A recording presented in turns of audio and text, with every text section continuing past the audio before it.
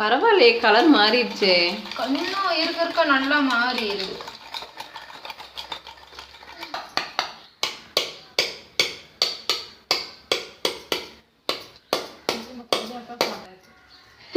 Rose எடுத்து வைக்கிறதா decoration. இதெல்லாம் எடுத்து போடல. இதுக்கு எதுக்கு அது போடணும்? குடிக்கிறீங்களா? அப்புறம் இவ்வளவு நேரம் செஞ்சது குடிக்கிறதுக்கு இல்லாம எதுக்கு சாமி? உனக்கு இவ்வளவு பெரிய டவுட் எதுக்கு? எப்படி கலக்கி தானே சாப்பிடணும்.